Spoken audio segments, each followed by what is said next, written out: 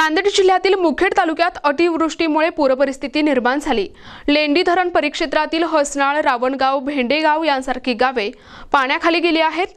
अनेक नागरिकांची घरे उद्ध्वस्त झाली असून शेतीचे आणि पशुधनाचे प्रचंड नुकसान झाले।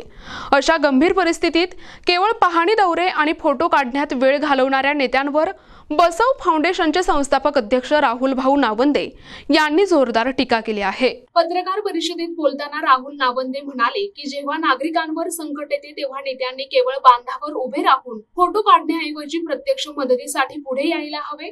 शासनाकडून मदत मिळेपर्यंत अनेक नागरिक उपाशी आहेत आणि त्यांना तातडीची मदत पोहोचवणे ही लोकप्रतिनिधींची जबाबदारी आहे। ते पुढे म्हणाले, सत्तेत असलेले नेते केवळ दिखावा करत आहेत। आपण वैयक्तिक मदत कोणाच्याही घरापर्यंत पोहोचत नाही ही वस्तुस्थिती आहे। राहुल नावंदे यांनी नुकताच एक स्तुत्य उपक्रम राबवला। त्यांच्या आजोबांचे लिंगैक्य मारुती शंकर नावंदे यांचे वयाच्या 101व्या वर्षी निधन झाले। या दुःखामुळे त्यांनी यावर्षी दहीहंडी उत्सव साजरा न करता कंधार तालुक्यातील दिग्रस गावात नागरिकांच्या सेवेसाठी रुग्णवाहिका भेट दिली। या रुग्णवाहिकेचे लोकार्पण श्रीपादेश्वर शिवाचार्य महाराज गिरगावकर यांच्या हस्ते झाले। ही रुग्णवाहिका त्यांच्या आजोबांच्या स्मरणार्थ मतदारसंघातील जनतेच्या सेवेसाठी उपलब्ध करून देण्यात आली आहे।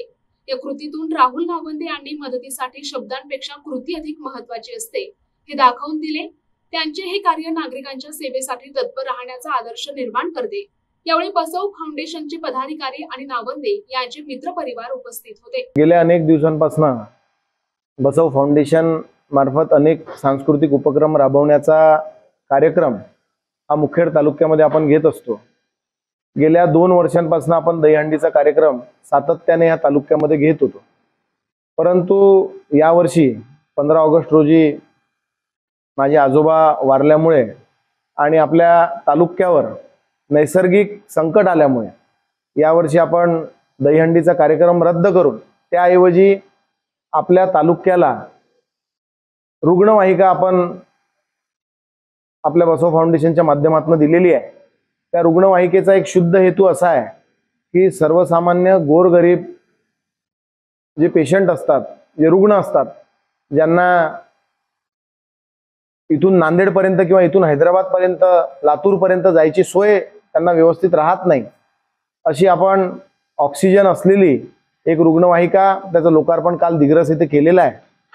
तरी आपल्या माध्यमातून मला सर्व आपल्या मुखेडकरांना सांगायचं आहे की बसव फाउंडेशनची दहीहंडीची प्रथा ही कायमस्वरूपी सुरू राहील, ती कधीही बंद होणार नाही आणि आपल्या फाउंडेशन मार्फत होत असलेल्या जेवढेही सांस्कृतिक उपक्रम आहे ते कधीही बाधित होणार नाही, त्याचा कुठल्याही राजकीय गोष्टींशी संबंध नाही।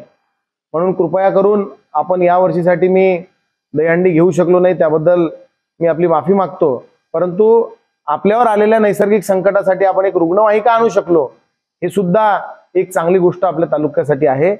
म्हणून आपण पुढच्या वर्षीपासून पूर्ण जोमाने परत आपले सर्व उपक्रम, सर्व कार्यक्रम राबवू, एवढंच आपल्याला या ठिकाणी सांगतो।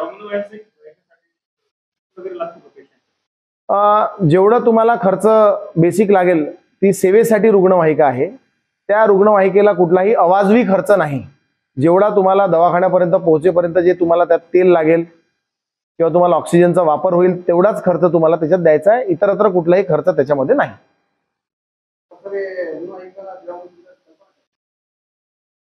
कल्पना म्हणजे मी माझ्या घरापासूनच उदाहरण घेतलं की आमच्या आजोबांना नांदेडला नेईपर्यंत आम्हाला ऑक्सिजन असलेली ॲम्ब्युलन्स मिळाली नाही आणि तिकडे नेऊन त्यांना व्हेंटिलेटरवर शिफ्ट करावं लागलं। त्याच्यामुळं निदान किमान ॲम्ब्युलन्स ऑक्सिजन असलेली असली पाहिजे अशी त्याच्या मागची संकल्पना होती। प्रतिनिधी मुजीब सय्यद, NTV न्यूज मराठी, मुखेड, नांदेड।